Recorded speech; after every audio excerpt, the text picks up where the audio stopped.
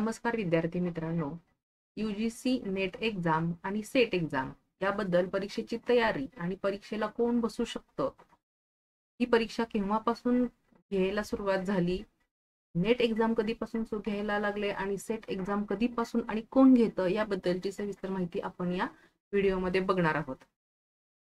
Set net exam बद्दल माहिती. विद्यापीठ अनुदान आयोगाने वरिष्ठ महाविद्यालये व विद्यापीठातील प्राध्यापक व्याख्याते यांना या पदावर होणाऱ्या नियुक्तीकरिता आवश्यक किमान 3 पात्रतेबरोबरच आयोगाद्वारे घेतल्या जाणाऱ्या पात्रता परीक्षेत उत्तीर्ण होण्याची अट घातलेली आहे. या परीक्षेचा निकाल उघा 4% आसपास लागणारा असला तरी त्यावरून त्या परीक्षेची काठिण्य पातळी स्पष्ट दिसून येते. या परीक्षेचे नेमके स्वरूप कसे असते आणि या परीक्षेची तयारी कशी करायची?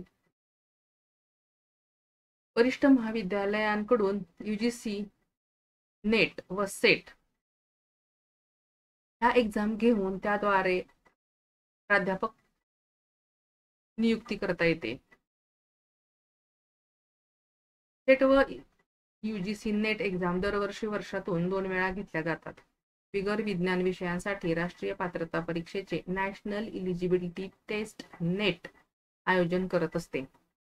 जागतिकीकरणामुळे शिक्षण क्षेत्रात सुद्धा अनेक बदल होत आहेत आणि या बदलांना सामोरे जाण्यायोग्य सक्षम ज्ञानी व अभ्यासू व्यक्तींची शिक्षक म्हणून निवड व्हावी यासाठी विविध कसोट्यांचे आयोजन करणे, अभ्यासक्रमात बदल करणे आवश्यक असते. हे लक्षात घेऊन विद्यापीठ अनुदान आयोग नेट परीक्षेकरता वेळोवेळी काही बदल करत असते. आता सेट नेट म्हणजे काय?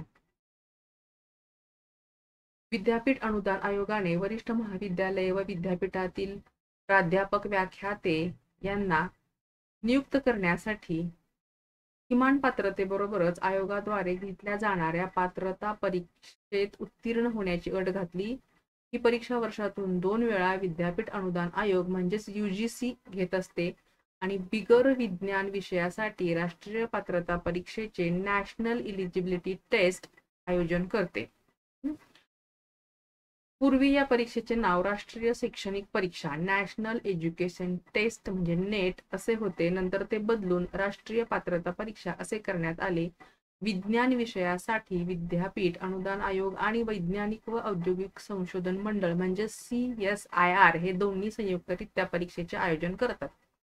पहिली नेट परीक्षा सन 1989 साली घेण्यात आली आणि तेव्हापासून सातत्याने या आयोगाद्वारे परीक्षा घेण्यात येत असते. उमेदवारांच्या वाढत्या संख्येचा विचार करून व UGCच्या परीक्षेवरील ताण कमी करण्यासाठी विद्यार्थ्यांना स्वतःच्या मातृभाषेत किंवा राज्यभाषेत परीक्षा देता यावी म्हणून राज्यस्तरीय पात्रता परीक्षा घेण्याचा पर्याय सुरू करण्यात आला. महाराष्ट्रामध्ये 1994 साली पुणे विद्यापीठाला राज्यस्तरीय पात्रता परीक्षेचे म्हणजे सेट आयोजन करण्याचा अधिकार प्रदान करण्यात आला. त्यानुसार सन 1995 सालापासून पुणे विद्यापीठ सेट परीक्षेचे आयोजन करत आहे. UGC नेट एक्झाम ही वर्षातून 2 वेळा दिली जात असली तरी ती आपल्या विषयांमध्ये म्हणजे तुमचे जे विषय आहेत त्या विषयाला अनुसरून ह्या परीक्षेचं स्वरूप असतं आणि ही परीक्षा जर विद्यार्थी MCOM असेल तर तो कॉमर्स या विषयाची परीक्षा देऊ शकतो. पदव्युत्तर शिक्षणाच्या द्वितीय वर्गात शिकणारे विद्यार्थी सुद्धा परीक्षा देऊ शकतात, पण जर ते परीक्षा उत्तीर्ण झाले तर मात्र त्याचे प्रमाणपत्र त्यांना लगेच मिळत नाही. पदव्युत्तर परीक्षेच्या निकालाची प्रत जमा केल्यानंतरच नेट किंवा सेट उत्तीर्ण झाल्याचे प्रमाणपत्र त्यांना मिळते. अशा विद्यार्थ्यांनी नेट परीक्षेचा निकाल लागल्यापासून 2 वर्षाच्या कालावधीत पदव्युत्तर परीक्षा उत्तीर्ण करणे आवश्यक आहे, अन्यथा तुमचा सेट किंवा नेटचा निकाल रद्द होऊ शकतो आणि पदव्युत्तर परीक्षेत दोन्ही वर्षांच्या गुणाची बेरीज ही किमान 55% असेल तर तो उमेदवार परीक्षेस पात्र ठरतो. राखीव प्रवर्गातील व अपंग उमेदवारांसाठी किमान 50% गुण असणे आवश्यक आहे.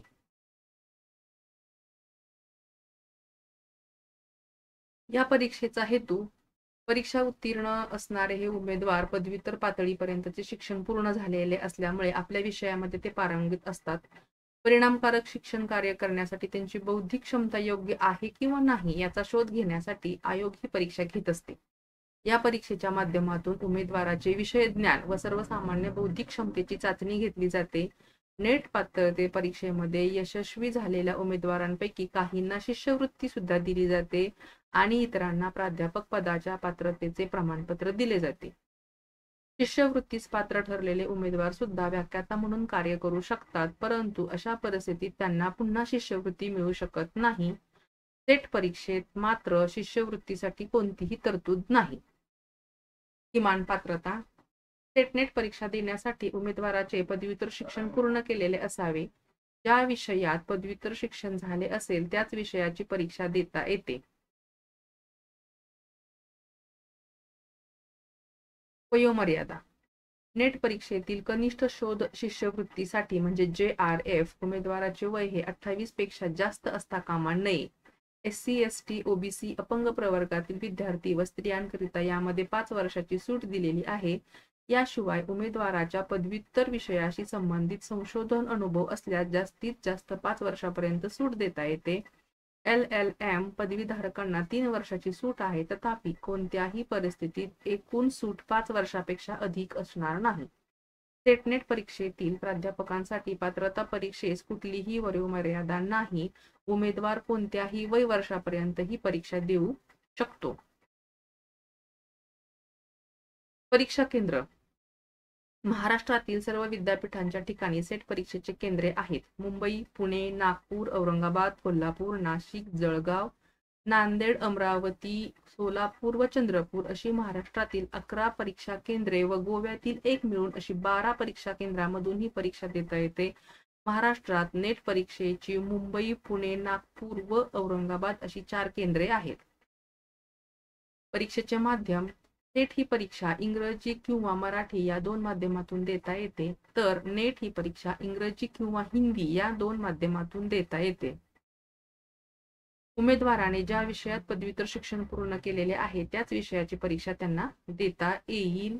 तथापि एखाद्या पदव्युत्तर पदवीच्या विषयात सेट परीक्षा घेतली जात नसेल तर त्या विषयाशी संबंधित इतर विषयाची परीक्षा देता येते.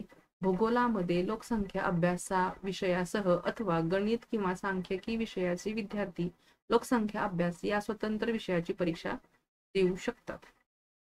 परीक्षेचे स्वरूप. सेट व नेट परीक्षेचा अभ्यासक्रम समान आहे. फरक इतकाच आहे की सेट ही राज्यस्तरीय तर नेट ही राष्ट्रीय पातळीवरील स्पर्धा परीक्षा आहे. महाराष्ट्राच्या सेट परीक्षेची मान्यता आता फक्त महाराष्ट्र व गोवा या 2 राज्यापुरतीच मर्यादित आहे. 24 फेब्रुवारी 2002 किंवा त्यापूर्वीच्या सेट परीक्षेला हा निर्णय लागू नाही. यापूर्वीच्या सेट परीक्षेत उत्तीर्ण विद्यार्थी देशभर सेवेस पात्र आहेत. राजस्थान, तामिळनाडू, पश्चिम बंगाल इत्यादी राज्यात सुद्धा त्यांच्या सेट परीक्षा घेतल्या जातात, पण या राज्यातील सेट उत्तीर्ण विद्यार्थी महाराष्ट्रात सेवेसाठी पात्र धरले जात नाहीत. त्याचप्रमाणे महाराष्ट्राची सेट परीक्षा उत्तीर्ण विद्यार्थी इतर राज्यात सेवेसाठी पात्र ठरणार नाहीत. दुसरा फरक म्हणजे नेट प्रमाणे सेट परीक्षेमध्ये कनिष्ठ शोध शिष्यवृत्ती म्हणजे JRF ची तरतूद नाही. सर्व देशभर एकाच दिवशी घेतल्या जाणाऱ्या नेट परीक्षेत व सर्व महाराष्ट्रात एकाच दिवशी घेतल्या जाणाऱ्या सेट परीक्षेत वजा गुण करण्याची पद्धत नाही.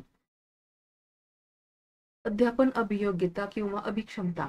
उमेदवाराच्या शैक्षणिक दृष्टिकोनाची चाचणी घेणे हा या पात्रता परीक्षेचा मुख्य उद्देश आहे.